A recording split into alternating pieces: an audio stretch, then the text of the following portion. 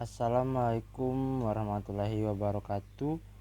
Nama saya Ezadias Alfandri, nomor BP 17101152610412. Saya di sini akan menjelaskan jawaban dari nomor 1. CRM adalah singkatan dari Customer Relationship Management, yang mengacu pada sistem bisnis yang dirancang untuk mengelola interaksi-interaksi yang terjadi terhadap pelanggan dan calon pelanggan Anda.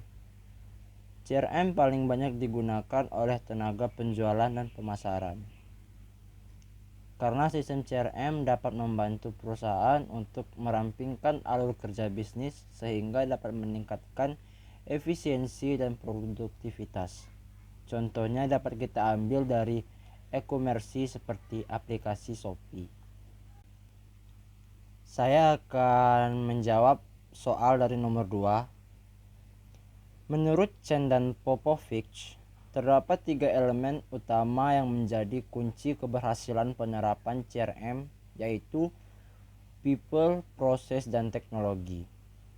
Ketiga hal tersebut tidak dapat dilakukan secara sendiri-sendiri, di mana ketiga hal ini akan bergantung satu sama lain sehingga tercipta suatu strategi bisnis yang baik. Aspek dari people yaitu meliputi cara berpikir orang tentang bagaimana melayani pelanggan.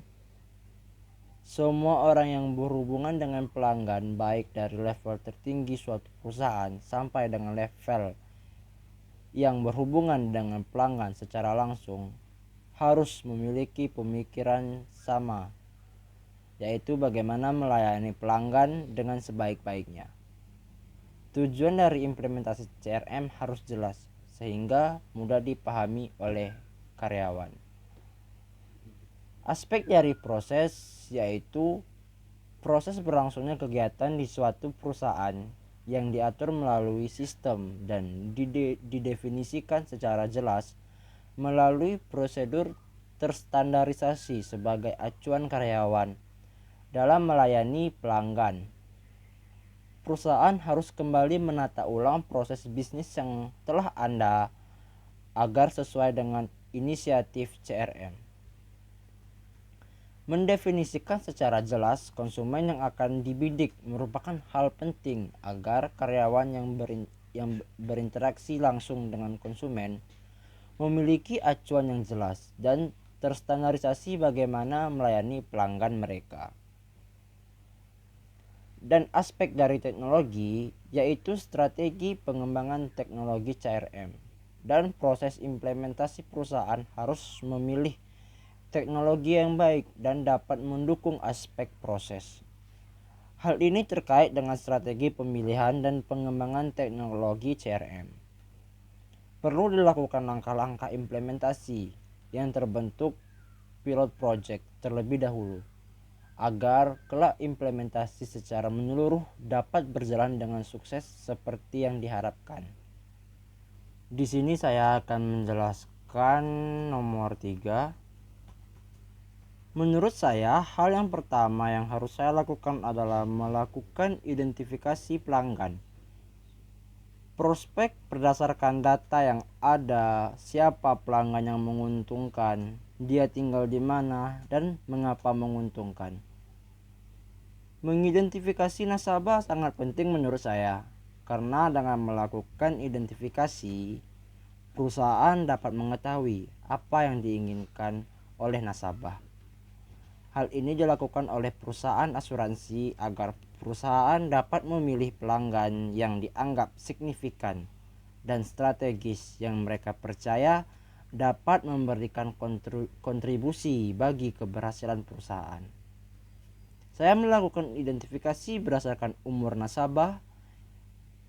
Identifikasi menggunakan umur dianggap efektif dikarenakan dapat menentukan sesuai dengan harapan nasabah tersebut dan pada akhirnya dapat menciptakan loyalitas pada perusahaan.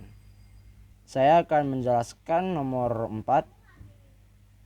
Database CRM adalah kumpulan informasi yang berkaitan dengan pelanggan yang berfokus pada sejarah penjualan, peluang terkini, dan peluang masa depan. Database ini dikelola oleh sejumlah fungsi yang berbeda seperti manajer penjualan, manajer saluran, manajer produk, dan lain-lain. Kenapa database sangat penting untuk CRM? Karena database dapat menyimpan informasi seperti informasi pribadi pelanggan yang berisi nama, alamat, detail kontak, preferensi kontak, usia, status perkawinan, tanggal lahir, ulang tahun, profesi, dan status sosial. Dan juga database dapat menyimpan informasi seperti manajer penjualan dapat merekam transaksi masa lalu, preferensi produk, peluang, kampanye, atau pertanyaan, penagihan, dan lain-lain. Selanjutnya, manajer saluran dapat merekam gerai retail milik perusahaan, informasi retail online. Dan juga manajer produk dapat merekam preferensi produk, harga, kategori produk yang dieksplorasi. Dan yang terakhir, nomor 5, saya pernah menganalisa dan mengamati penerapan CRM pada aplikasi Shopee, di mana di aplikasi tersebut pelanggan dikasih 2 metode pembayaran seperti pembayaran online dan COD. Dan juga setelah saya amati, di mana para pelanggan Shopee sering diberi diskon-diskon setiap bulan, seperti event 12.12 dan juga event hari besar lainnya. Di sana para pelanggan tidak hanya mendapatkan barang dengan potongan harga yang besar, tetapi juga para pelanggan mendapatkan voucher gratis ongkir untuk memanjakan para pelanggan, seperti mempertahankan pelanggan yang lama dan juga bisa mendapatkan pelanggan yang baru. Mungkin itu saja yang dapat saya presentasikan pada UTS ini. Lebih dan kurangnya saya mohon maaf. Wabillahi taufiq wal hidayah. Wassalamualaikum warahmatullahi wabarakatuh.